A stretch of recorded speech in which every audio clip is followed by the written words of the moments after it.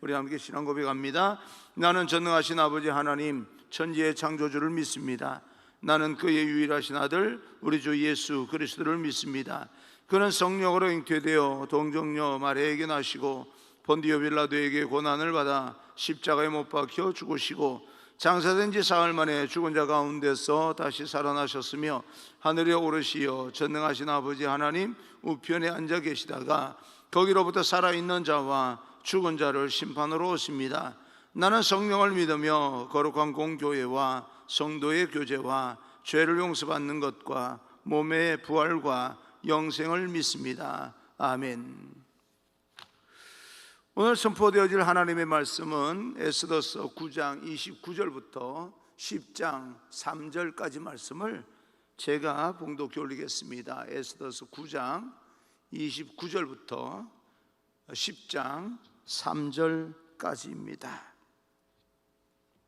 봉독해 올립니다. 아비하일의 딸 왕후 에스더와 유다인 모르드게가 전권으로 글을 쓰고 불임에 대한 이 둘째 편지를 굳게 지키게 하되 화평하고 진실한 말로 편지를 써서 아하수에로의 나라 127지방에 있는 유다 모든 사람에게 보내어 정한 기간에 이 불임을 지키게 하였으니 이는 유다인 모르드게와 왕후 에스더가 명령한 바와 유다인이 금식하며 부러지던 것으로 말미암아 자기와 자기 자손을 위하여 정한 바가 있음이더라.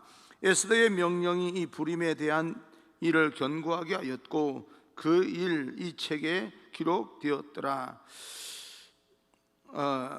아하수에로 왕이 그의 본토와 바다섬들로 하여금 조공을 바치게 하였더라. 왕의 능력 있는 모든 행적과 모르드게를 높여 존귀하게 한 사적이 메대와 바사 왕들의 일기에 기록되지 아니하였느냐. 유다인 모르드게가 아하수에로 왕의 다음이 되고 유다인 중에 크게 존경받고 그의 허다한 형제에게 사랑을 받고 그의 백성의 이익을 도모하며 그의 모든 종족을 안위하였더라. 아멘. 오늘도 여러분 주님과 함께 그럼에도 불구하고 모든 상황 속에서 하나님을 찬양하고 또 하나님을 경외하고 예배하며 하루를 예배자로 살아가기로 결단한 여러분들 위해 하나님의 큰 축복이 함께하기를 간절히 소망합니다.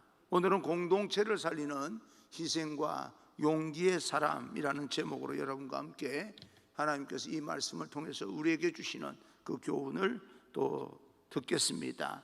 여러분 살아오시면서 다른 사람들에게 여러분이 어떤 영향력을 끼치고 있습니까? 선한 영향력입니까?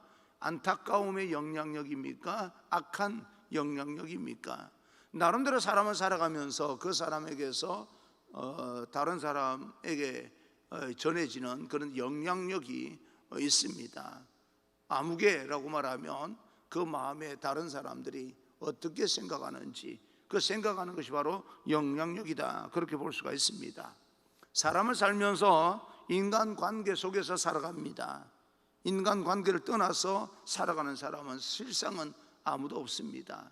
그렇게 살아가기 위해서 세상에 나아갔더니 두렵고 떨려서 방 안에서 나오지 않는 사람들이 있어서 이 여러 가지 문제가 발생되기도 하고 또 집안 가족들 염려를 끼치는 그런 생활을 하는 사람도 없잖아 있지만 사람은 근본적으로 관계 속에서 살아갑니다. 더구나 우리 그리스도인들은 주님께서 말씀하신 대로 너희는 세상의 소금이고 세상의 빛이라, 산 위에 있는 동네라 라고 말씀합니다. 드러나 있다는 거예요. 우리는 세상의 삶, 세상의 관점에서 그리스도인은 피해서 사는 인생이 아니라 다 드러나는 그런 인생을 살아가고 있습니다. 그래서 우리가 어떻게 행동하느냐에 따라서 세상 사람들이 우리를 평가하고 또 평가에 따라서 그들이 반응을 하는 것입니다. 그래서 하는 말이 우리가 살아가면서 언제 사람과의 관계에서 어느 모임과 상황에서 어떻게 우리가 처신을 했고 이렇게 섬겼는데 그때 나로 인해서 다른 사람이 행복해 했던 그런 기억이 있기도 하겠고 또 나로 인하여서 상처받은 사람도 없잖아 있을 것입니다. 너 때문에 내가 불행하게 되었어 라고 생각하는 사람이 혹 있을지도 모릅니다. 그래서 우리의 삶 속에서 우리가 어떻게 살아가는지 굉장히 중요합니다. 오늘 우리가 에스더를 묵상한 지 이제 마지막 시간이 되었습니다. 마지막 부분을 우리가 묵상하면서 우리는 중요한 것을 발견하게 되는데요. 9장 29절입니다. 아비하일의 딸 왕후 에스더와 유다인 모르드게가 전권으로 글을 쓰고 부림에 대한 이 둘째 편지를 굳게 지키게 하되, 부림절을 지키게 된 계기에 대해서 기록하고 있습니다. 우리가 지난 시간 묵상했던 말씀 중에 9장 20절에 부림에 대한 명령서가 이제 내려갑니다. 그곳에서는 모르드게의 이름으로 부림절을 지키기를 권면하는 명령서가 내려가는데, 오늘 29절에는 모르드게의 명령서보다 더 강력한 명령서가 사람들에게 내려갑니다. 왕후 에스더가 더해져서 전권으로 부림절을 잘 지켜라 라고 명령을 하게 됩니다. 여러분, 이스라엘 백성들이 하만의 계교로 진멸당할 뻔한 바람 같은 그런 어떤 등불의 위기에서 하나님의 도우심으로 구원을 받게 됩니다. 그때 구체적으로 역할을 한 사람이 바로 모르드게와 에스더입니다. 에스더가 이 모르드게가 중요한 그런 이슈를 에스더에게 제공을 했고, 자기를 길러준 삼촌 모르드게의 신앙적인 요청에 에스더가 죽으면 죽으리라 라고 하는 생명을 바쳐서 그 일에 동참함으로써 민족의 진멸을 피하게 됩니다. 이 두 사람의 헌신으로 결과적으로 아름다운 그런 일이 일어나게 되는데, 이 두 사람은 자신만의 생명을 위해서 이렇게 헌신한 것이 아닙니다. 근본적으로는 하나님의 영광을 위해서, 하나님을 믿는 민족의 신앙을 위해서 살았던 사람입니다. 그런데 하나님의 영광을 위해서 자신의 생명을 걸고 헌신하였더니 자기 자신에게도 복이 되었고 자기 가족과 민족에게도 구원을 받게 되는 그런 통로가 된 것입니다. 10장 3절입니다. 10장 3절, 유다인 모르드게가 아하수에로 왕의 다음이 되고 유다인 중에 크게 존경을 받고 그의 허다한 형제에게 사랑을 받고 그의 백성의 이익을 도모하며 그의 모든 종족을 안위하였더라. 본인이 명예를 얻었습니다. 아하수에로 왕의 다음이 되었습니다. 가문과 가족과 민족 전체가 모르드게 때문에 큰 복을 받게 되었습니다. 여러분, 그래서 하나님을 믿는다는 것이, 하나님을 위해서 자기 생명을 걸고 믿음을 지킨다는 것이 이렇게 중요합니다. 신앙의 원리가 여기서 나타나는 거죠. 그러니까 내가 하나님의 영광을 위해서 살아가게 된다면 결국은 나 자신에서부터 내가 아는 모든 주변 사람, 민족까지 복을 받는다라고 하는 선하고 아름다운 그런 일들이 나타나게 됩니다. 나는 여러분 인생 가운데 이런 선하고 아름다운 하나님의 축복의 열매가 나타나기를 주님 이름으로 축원합니다. 그런데 보통 사람들의 본능은 자기 자신의 생존의 욕구, 자기 자신만 잘 되기를 바라는 이기적인 그런 욕심에 의해서 움직입니다. 그러면 겉으로 보면은 당장은 자기가 잘 되는 것처럼 보입니다. 그리고 자기 자신이 크게 유익을 얻은 것처럼 보입니다. 그러나 하나님의 영광이 그 가운데 드러나지 아니하고 다른 사람에게도 유익이 없고 자기가 얻을 것 같은 그런 개인적인 그런 명예까지도 결국은요 모든 것을 잃어버립니다. 우리는 우리 자신을 돌아봐야 됩니다. 내가 지금 살아가고 있는 많은 이유 가운데 정말 인생의 목적이 무엇인지, 인생의 가치관이 어떤 것인지를 우리는 깊이 있게 돌아봐야 됩니다. 그 일과 상황과 연관해서 가장 최우선으로 우리는 무엇을 생각하고 있습니까? 오늘날 이렇게 코로나 팬데믹 시대를 맞이하면서 여러분들은 무엇을 가장 먼저 생각하십니까? 좀 이기적인 것처럼 보이고 여러분에게는 좀 마음이 힘든 가운데서 제가 이런 어떤 이야기를 한다 그러면 무슨 의미로 그럴까라고 생각하는 사람이 혹 있을지 모르겠지만, 저는 소망합니다. 여러분들이 이렇게 힘들고 어려운 가운데서 하나님과 관계 회복을 가장 먼저 생각하는 그런 하나님의 사람이 되기를 간절히 소망합니다. 그래야 결국은 하나님으로 인하여서 살아남기 때문에 그렇습니다. 이 일에 대하여서 어떻게 하면 우리는 하나님의 영광을 드러낼 수 있을까? 내가 어떻게 하면 이런 어떤 경제적인 어떤 생활의 어려움과 모든 걸 극복하고 내가 다른 사람보다 잘 살 수 있을까라고 하는 관심이 아니라, 이런 상황 속에서 어떻게 하면 하나님과 관계를 내가 더 깊이 있게 회복할 수 있을까라고 하는 것을 먼저 생각하게 될 때, 하나님께서 여러분 삶 가운데 우리가 생각하지 못하는 그런 어떤 방법을 통하여서 기적적인 하늘의 평화를 만들어 주시고 우리에게 생활의 열매를 축복해 주실 줄로 믿습니다. 그러므로 우리가 이런 어떤 상황 가운데서 어떻게 하면 하나님께서 이 일을 기뻐하실까? 하나님께서 이 일과 이런 어떤 상황을 나에게 허락하신 것은 내가 이것을 통하여서 어떻게 하나님의 뜻을 실천하기를 원하는 것일까? 내가 이 땅의 사람이 이렇게 힘들고 어려운 가운데서 다른 사람들에게 어떤 가치관을 가지고 살아간다는 것을 보여주기를 원하는 것일까?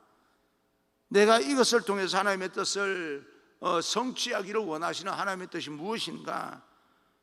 이렇게 하나님의 관점을 가지고 고민하고 묵상하게 된다면 여러분, 아름다운 열매가 나타납니다. 그것을 우리는 믿음의 결과라고 이야기를 합니다. 보이지 않는 것들이 실상으로 나타나는 것, 놀라운 축복이 임하게 되는 겁니다.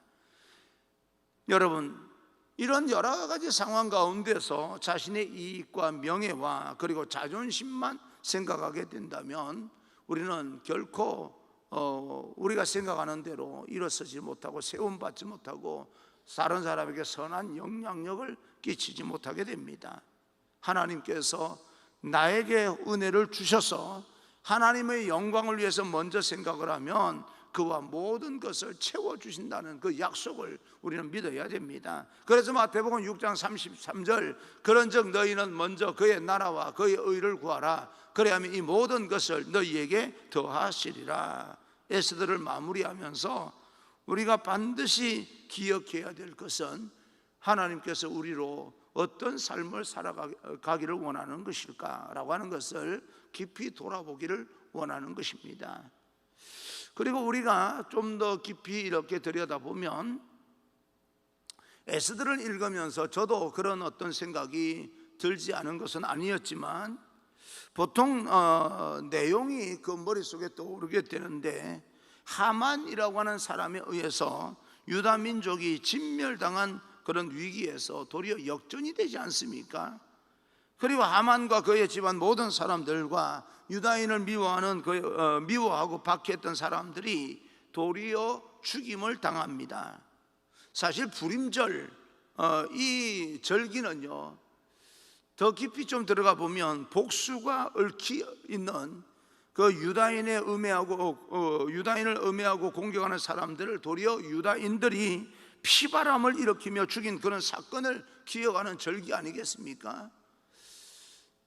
불임절 그러면 복수에 얽힌 피에 얽힌 그런 절기입니다. 여러분 잘 생각해 보시면 이 내용은요, 성경의 근본 그 흐름과 전혀 다르다고 하는 것을 느낄 수가 있습니다. 그러니까 유대인들은 생존을 위해서는 그들의 생존을 방해하고 위협하는 모든 세력을 죽여도 된다라고 하는 식으로 해석을 하면 에스더를 굉장히 잘못 해석한 것인데, 우리는 그런 어떤 눈으로 보기에는 그렇게 해석할 가능성이 굉장히 농후합니다. 잘못 해석하고 있는 거죠. 그런데도 불구하고 우리는 우리의 지식으로, 우리의 눈으로 비춰지는 그런 내용을 보게 되면 복수를 해도 된다라고 하는, 내가 생존을 위해서는 나를 괴롭히는 사람을 죽여도 된다라고 하는 그런 식으로 이해하기가 굉장히 쉬운 내용입니다. 그런데요, 잘못 이해한 겁니다. 중요한 근거가 또 한 군데 나오고 있는데, 에스더가 전권으로 글을 쓰고 정권을 가지고 건의를 가지고 보낸 편지 내용은 평화입니다. 결국은 평화였어요. 9장 30절입니다. 화평하고 진실한 말로 편지를 써서 아하수에로 나라 127지방에 있는 유다 모든 사람에게 보내요. 평화, 화평, 히브리 말로 샬롬입니다. 여러분, 우리는 역사를 통해서 우리는 알고 있는 것처럼 유대인들이요, 히틀러에 의해서 완전히 몰살당한 그런 어떤 위기에 처해 있던 적이 있었습니다. 정말 그 역사를 살펴보게 되면 얼마나 잔인했는지 모릅니다.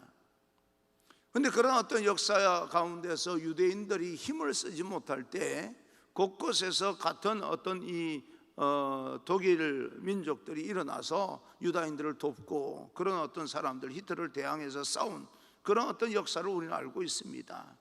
여러분, 그렇게 처절하게 민족 전체가 몰살당할 그런 위기에서 유대인들이 할 수 있는 방법이 무엇이 있었습니까? 아무것도 없었어요. 그런 가운데서 그들은 지금까지 살아남아 있는데 그것이 역사 속에서 얼마나 큰 마음의 민족의 상처가 되었겠습니까?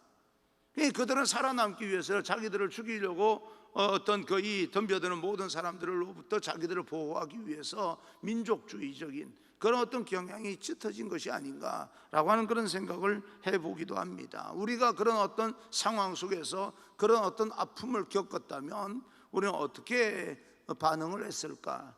우리도 그와 같은 조금의 어떤 그 유대인들만큼이나 괴롭힘을 당한 건 아니겠지만 그래도 우리 민족은 굉장히 큰 아픔을 가지고 살아가고 있습니다. 일본에 대해서 말입니다. 그런 가운데서 우리가 지켜야 될 그런 어떤 부분도 없잖아 있는 것을 우리는 알고 있습니다. 그러나 궁극적으로는 우리가 아무리 상처를 받았다 할지라도 상처받은 치유자 헨리 나웬이라고 하는 그런 어떤 사람의 상처받은 치유자가 그 상처받은 그런 어떤 부분에서 치유받은 그런 흔적이 있기 때문에 상처받은 사람들의 아픔을 공감하고 그들을 치유해 줄 수 있다라고 말한 것처럼 우리가 민족적인 그런 어떤 면에서도 아픔을 겪었기 때문에 평화를 말할 수 있는 거예요. 우리가 그런 아픔이 있기 때문에 평화를 이야기할 수 있습니다. 괴롭힌 사람들은요, 용서를 빌어야지 평화를 이야기할 수 있는 게 아닙니다. 고통을 당한 사람들이, 아픔을 당한 사람들이 평화를 이야기할 수 있는 거예요. 그래서 이 지금 유대인들은 이 마지막 부분에서 그럼에도 불구하고 우리는 평화로 나가야 된다, 평화를 이야기하고 있는 것입니다. 진정한 평화이죠. 용서를 하고 모든 상처를 극복하고 용서할 수 있는 평화, 세상이 주어지는 평화는 아닙니다.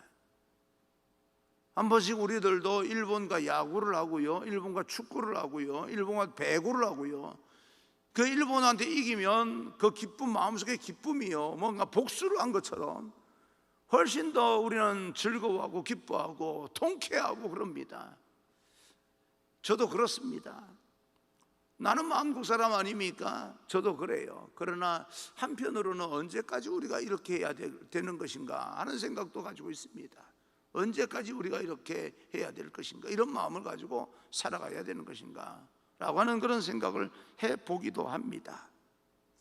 그것을 완전히 극복하겠다라고 하는 말은 아니지만 우리가 조금은 생각을 하면서 평화, 화평, 샬롬, 근본적인 샬롬을 우리나라 이 공간 안에서만 화평이 아니라 세계 모든 나라에게 화평을 선언할 수 있는 그런 힘을 가졌으면 좋겠습니다. 왜요? 상처가 있기 때문에 우리만이 화평을 이야기할 수 있는 그런 부분이 있거든요.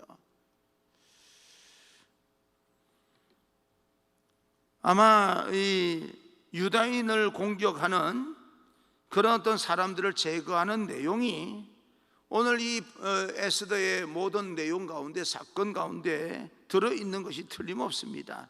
복수의 성격이 없는 것은 아닙니다. 그런데 생각을 해보게 되면 성경에서 우리가 우리의 존재를 위해서 방어하고 복수했다, 우리가 이겼다라고 끝나면 그건 성경적일 수가 없어요. 전체적인 흐름으로 보게 되면 적대 관계, 그리고 갈등 관계, 원수지 관계가 해소되고 더불어서 함께 살아가는 것이 평화가 근본적인 흐름입니다. 함께 하나님께 주신 축복을 누리게 되는 것이요, 이것이 바로 성경에서 말하는 평화요 샬롬입니다. 여러분, 그동안 우리에게 힘들고 개인적으로나 여러 가지 공동체적으로 힘들고 어렵고 손해를 끼친 사람들이 있다면 여러분들 그들에 대해서 여러분 마음을 이제는 우리가 그래도 하나님의 마음을 가졌기에 평화를 꿈꾸면서 화평을 위해서 노력을 하고 용서해주고 여러분 마음 안에 있는 상처를 하나님의 능력으로 극복해 나갈 수 있는 그런 하나님의 사람 거룩한 백성이 되기를 바랍니다.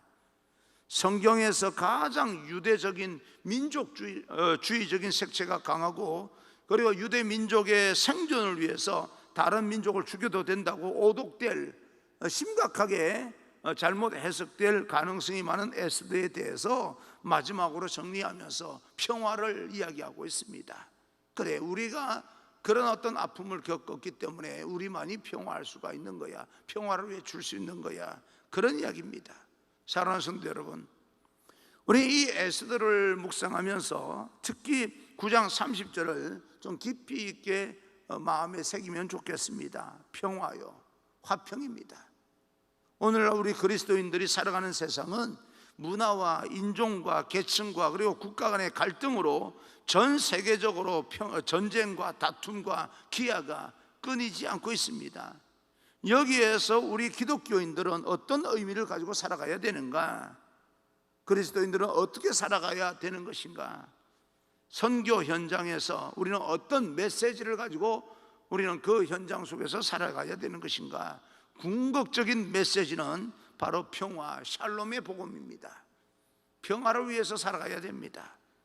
개인적인 평화를 위해서 우리는 지키기 위해서는 우리 노력해야 되고, 그리고 공동체의 평화와 나라와 민족의 평화입니다.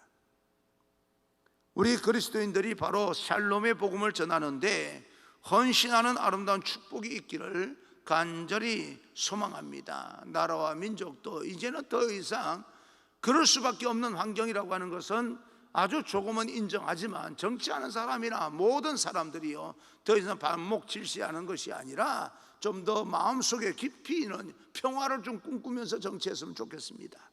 진영 논리가 더 깊어지고 마치 다른 나라 사람들은 용납되는데 저쪽 사람들은 용납이 안 되는, 우리끼리는 용납이 안 되는 거예요. 여러분 우습지 않습니까? 다른 나라 사람들은 이야기하면 마음을 열고 대화를 하려고 하는데 말입니다, 우리끼리는 대화가 안 되는 거예요. 뭐 하는 것인지 모르겠어요. 물론 생각이 다르고 이념이 다르고 사상이 다르고 진보와 보수는 전혀 이건 같은 것이 아닙니다.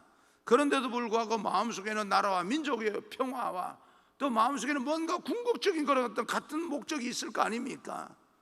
예, 그것을 위해서는 좀 더 대화를 할 수 있는 그런 어떤 여력도 있을 텐데, 만약 뭐 그들이 따르고 이쪽이 따로이겠습니까? 뭐 좀 더 생각하는 부분 집합이 왜 없겠습니까?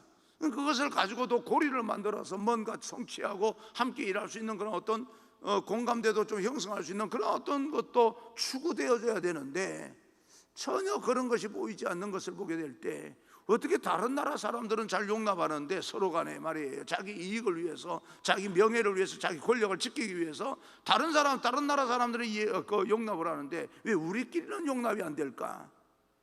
그런 생각도 한 번씩 해봅니다. 조금이 연결되는 어떤 연결고리가 있다면 그 연결고리를 통하여서 평화, 궁극적인 목적 평화를 추구해 나가는, 각자 가는 길이 다른 길로 가더라도 목적은 평화 아니겠습니까? 그 평화가 이루어지기 위해서 좀 고민하고 함께 뭔가 공감대를 형성할 수 있는 그런 쪽으로도 고민해 볼 수 있는 지도자들이 됐으면 좋겠습니다. 지도자 아닙니까? 일반 사람도 아니고 지도자는 조금은 그래야 되는 거 아니겠습니까? 많이 그래라고 하는 말도 아니고 조금은 그래야 되지 않겠습니까? 그 일을 위해서, 나라와 민족을 위해서 여러분들도 함께 기도해 주시고 다음 세대를 위해서 기도해 주시고, 힘들고 어렵더라도 우리는 함께 극복해야 될 문제가 있기 때문에 여러분 마음을 좀 여유롭게 가지고 긴장감을 가지되 마음의 여유를 가지고 돌아보며 함께 극복해 나갈 수 있는 그런 믿음의 사람들, 어떤 상황 가운데서도 하나님과 관계 속에서 모든 것을 극복해 나갈 수 있는 믿음의 사람이 되기를 주님 이름으로 축원합니다.